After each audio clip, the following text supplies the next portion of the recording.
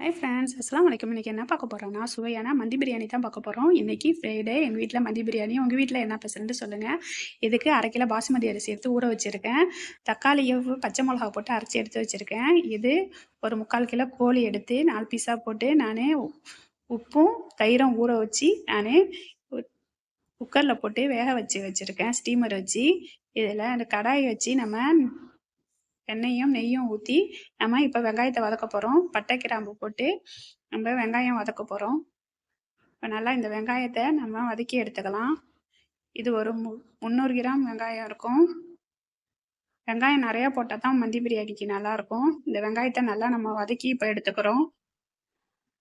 வெங்காயம் வந்து நல்லா கோல்டன் ப்ரௌன் ஆகிறவளும் நல்லா வதக்கணும்.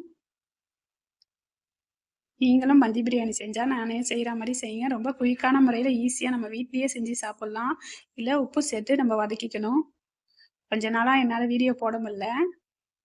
இப்போ நான் நுணுக்கி தொடர்ந்து போடுவேன். இப்போ பாசுமதி அரிசியை ஊற வச்சுருக்கேன்.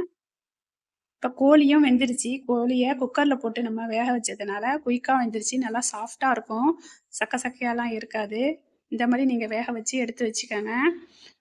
இப்போ வந்து நம்ம குக்கரில் போட்ட கோழியை எடுத்து வச்சுக்கிறோம்.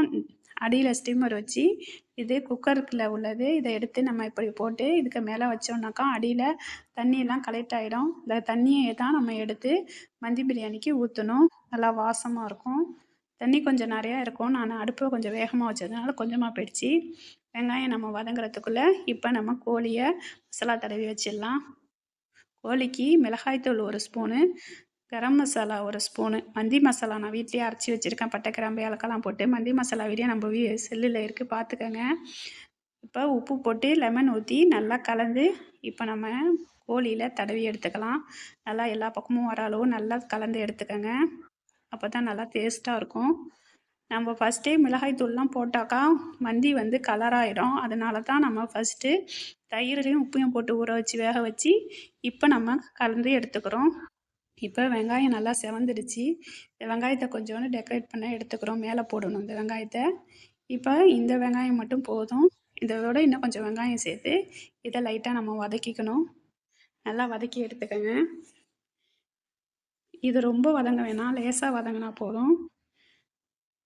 இதை நல்லா வதக்கிட்டு இதில் 2 ஸ்பூனு நம்ம இஞ்சி பூண்டு பேஸ்ட்டு சேர்த்துக்கலாம். மந்தி பிரியாணிக்கு சில பேர் இஞ்சி பூண்டு பேஸ்ட்டு சேர்க்க மாட்டாங்க. இஞ்சி பூண்டு பேஸ்ட்டு சேர்த்தா நல்லா வாசமாக இருக்கும். 2 ஸ்பூனு சேர்த்துக்கங்க. சின்ன ஸ்பூனால் நான் 2 ஸ்பூன் சேர்த்துருக்கேன். குறைஞ்ச அளவாக சேர்த்தா போதும், ரொம்ப வேணாம். மிளகாய் தூள் கொஞ்சமாக போட்டுக்கோங்க. ரொம்ப போட்டால் கலராகிடும். மந்தி பிரியாணி வேறு கலராகிடும். சிகப்பு கலர், ரெட் கலராகிடும். பிரியாணி மாதிரி போயிடும். இப்போ நம்ம தக்காளியையும் பச்சை மிளகாயும் அரைச்சி வச்சுருக்கோம்ல, அதை போட்டுக்கிறோம். கரம் மசாலா 2 ஸ்பூன் போட்டுக்கிறோம். இதையும் நல்லா வதக்கி எடுத்துக்கிறோம். வதக்கிட்டு காஞ்ச லெமன் நம்ம வேக வச்சுருக்கோம்ல, அதையும் இதுலேயே போட்டுக்கணும்.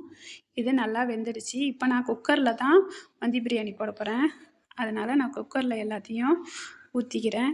இந்த மாதிரி நீங்கள் எடுத்திங்கன்னா கொஞ்சம் அடிகனமான பாத்திரம் எடுத்திங்கன்னா அடி பிடிக்காமல் நல்லா பொலண்டு உதிரியாக வரும்.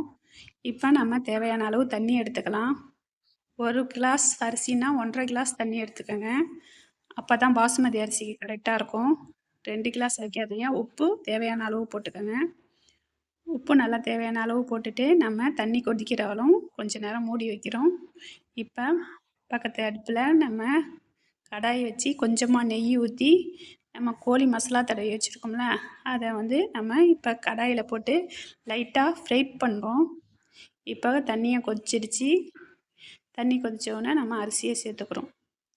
அரிசியை சேர்த்து நல்லா கொதிக்கணும். இந்த மேகி க்யூப் வாங்கி வச்சுருக்கேன். இதில் கொஞ்சமாக நான் சேர்த்துக்கிறேன். நான் இதுவரெல்லாம் நான் சேர்த்ததில்லை, இப்போ தான் முதலாக சேர்க்குறேன். நல்லாயிருக்கும்னு நினச்சி சேர்க்குறேன். இன்ஷால்லா பார்ப்போம். இங்கே பாருங்கள், இப்போ வந்து கோழி நல்லா ட்ரை ஆகிடுச்சி. ரோஸ்ட் ஆகி நம்மளுக்கு கரெக்டாக வந்துடுச்சு. இப்போ அரை வேக்காடு அதில் வச்சுட்டு இப்போ நம்ம சுட்டு எடுத்தோம்னா இது தந்தூரி மாதிரி நல்லா வாசமாக இருக்கும். நீங்கள் நல்லா சுட்டு இதேமாரி எடுத்துக்கோங்க. நல்லா இதேமாதிரி நீங்கள் சுட்டு எடுத்துக்கலாம். அப்படி இல்லைன்னா சும்மாவும் போடலாம். சுட்டு எடுத்தீங்கன்னா தந்தூரியோட வாசம் இந்த சுட்டுக்கோழி எப்படி இருக்குமோ அந்த மாதிரி வாசமாக நல்லா சூப்பராக இருக்கும். இங்கே குக்கரில் சுட்டு எடுத்தாச்சு. சோறும் கரெக்டாக வந்துருச்சு. வெங்காயத்தை மேலே தூவி கோழியை மேலே அடுக்கியாச்சு. இப்போ சூப்பரான டேஸ்டான மந்தி பிரியாணி ரெடி ஆயிடுச்சு.